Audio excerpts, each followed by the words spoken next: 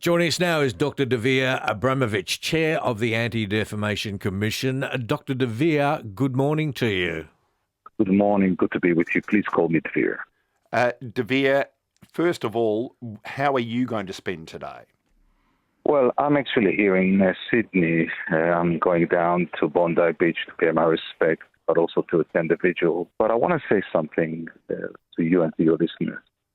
I'm not going to pretend that we are okay, because we are not. We are grieving. We are numb. We are angry in ways that are hard to describe. This is a wound and a cut that will never heal or close. It's a tear that stays open. And I know it's probably an uncomfortable thing for you to hear, but something is very wrong and broken in this state and in this country. Things are out of control. There's a madness. There's a sickness that was allowed to spread. And that led to this atrocity, to the murder of 15 people. And I'm done with Jews in this country being treated as second-class citizens whose safety is negotiable, as expendable and targets for violence. And this is a stain. This is a national shame and a state shame for our political leadership. It will never be erased. It will never fade with time. And any political leader who allowed this anti-Semitism to grow and to turn into a massacre, including a 10-year-old who ignored our warnings, who wasted time, and who allowed this to fester, they will have to live with this guilt for the rest of their lives, because we will not forget, and we will never stop reminding the world that this unspeakable evil could have been prevented if governments took our warning seriously and did what they're supposed to do, which is to protect us. I agree with you on that, but what now needs to be done? Were you satisfied with what the Prime Minister announced on, I think it was Thursday or Friday? Well, I heard what the Prime Minister said, and I'm hoping that some of the reforms and some of the new laws that he has announced will be effective. He talked about stronger penalties, but we can't pretend that the timing doesn't hurt, because everything that the Prime Minister announced is what we were asking government. We were pleading government before Bondi Beach became a killing zone.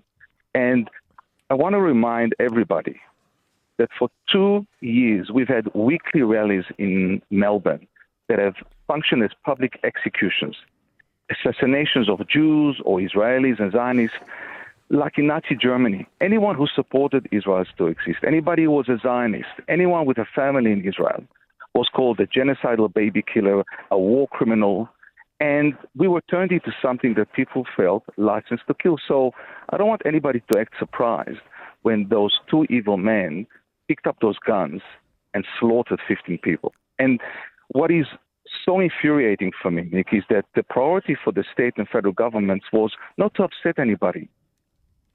And that choice, that inaction, led to the killing of those 15 people. Make no mistake about it.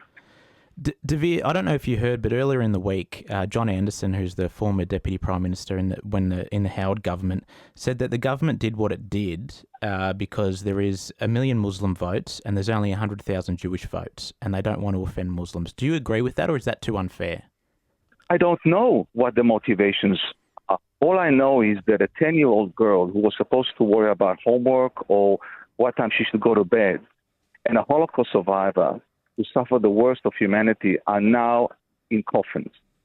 That is what I'm worrying about the fact that we had radical Islamist preachers who for 2+ years were allowed to preach anti-Semitism and hatred of Jews in this country with no consequences.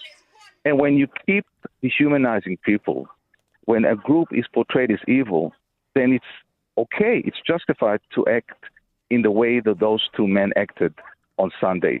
And also, let's not forget that we had Islamic community leaders here in Melbourne who refused to condemn the October 7 atrocities. They described them as legitimate Palestinian resistance. So what was the lesson that people were hearing? If you glorify murder over there, it's thinkable and it's acceptable here. Dvir, would you prefer there were no protests this weekend? There are protests today which are trying to express support for the Jewish community, and there are protests tomorrow which is more pro-Palestine. Would you prefer, given that it's a day of reflection and a day of mourning, let's emphasise that, and there are so many chances for people to join in with the Jewish community tonight all around Australia for minutes of silence, lighting candles, particularly at Fed Square, Would you prefer people to do that rather than to have protest and, God knows what happens with protests in this city?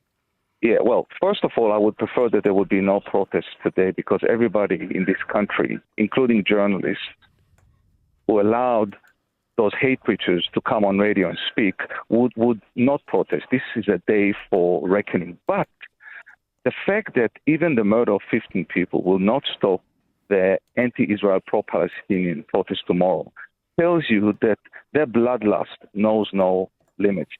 I mean, they are intent on continuing with their factory of hate and feeding this fire for vilification, even after the massacre of 15 people. And can we stop calling this protest? These are punches thrown at mourners. It's provocation. It's turning the knife, which is lodged in our heart, even deeper. And look, they say they postponed one event. It doesn't fix what we as Jews have been living with for 2 years. If anybody wants to understand what it means to be a Jew in Melbourne, it means you wake up in the morning and you do a threat assessment. I ask myself every day, am I going to end up in the evening in a hospital, in a cemetery, or will I get back home? Today, it's a liability and it's a vulnerability to be a Jewish person in Melbourne. And we have a culture, we have an atmosphere in this city, but across the country, where Jews are treated as fair game. It's open season. So please, I don't want any politician to act surprised when this atmosphere turned lethal. All right, Dr. Dvir, thanks for joining us this morning. Dr. Dvir Abramovich, Chair of the Anti-Defamation Commission.